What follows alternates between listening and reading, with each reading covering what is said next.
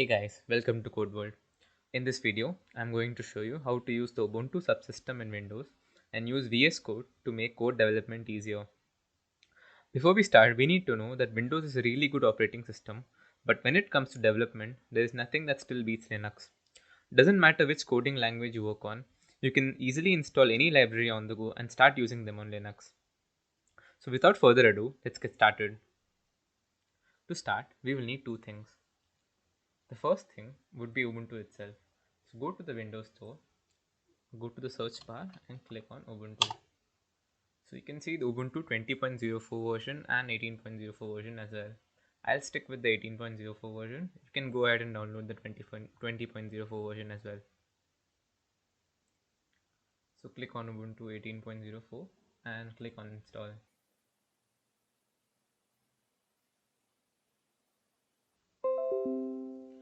So once Ubuntu gets installed, before launching it directly, you should do one thing. Go to turn Windows features on or off. So go to the search bar and turn Windows features on or off.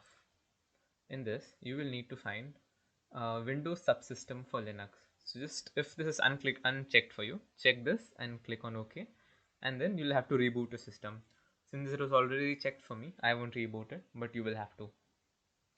So now once your Ubuntu has been installed, go to the search bar, start your Ubuntu, and the installation will continue here. Just wait for 2-3 minutes.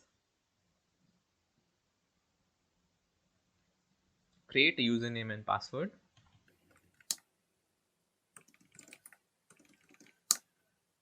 So our Ubuntu subsystem is ready now. So since this is a fresh install, we won't be able to run any of the C++ or Python files until we install the compilers and interpreters. So to run a C++ program, we will need the G++ compiler. To install this, we will have to run this command, apt get update. You click on this first.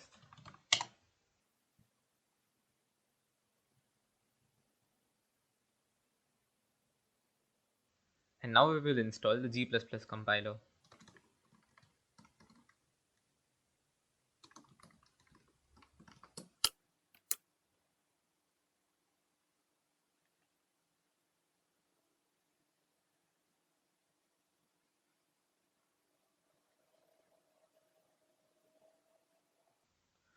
Once you've got the compiler, let's go ahead and download VS Code. So don't have VS Code, just type VS Code on the Google search bar.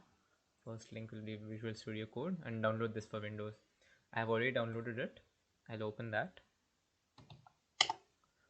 So once you open VS Code, you will have to go to the extensions bar and install something called WSL Remote.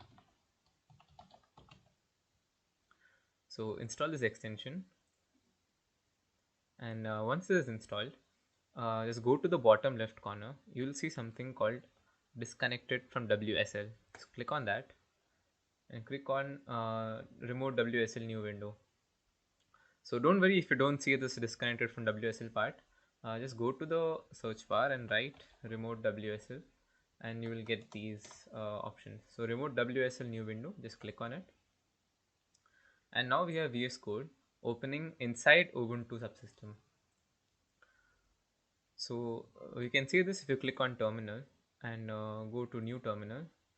You can see the terminal opens up in Ubuntu. Now let's create a C++ file and run it and see.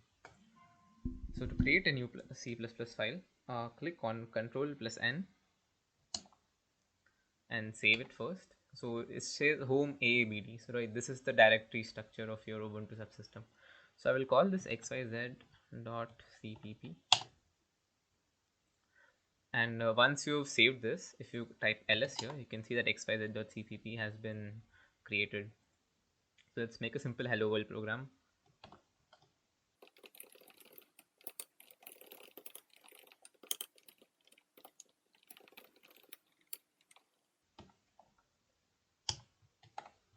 So once you save this, we have to write g++ xyz.cpp.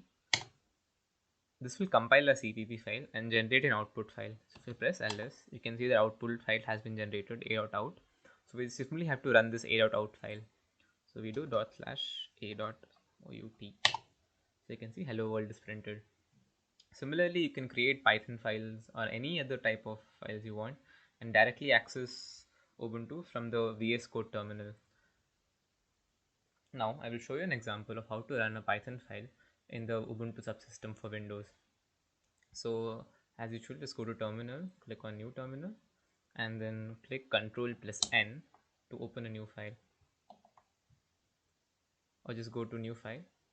And first we'll save it as xyz.py because Python files have .py extension. And let's print hello world. This won't work directly because Python isn't pre-installed with Ubuntu 18.04. So first we will have to install Python. For this, I go to this link and we need to run these 4 commands. I'll link this in the description. So just go ahead to this website and get these 4 commands. So just copy paste one by one.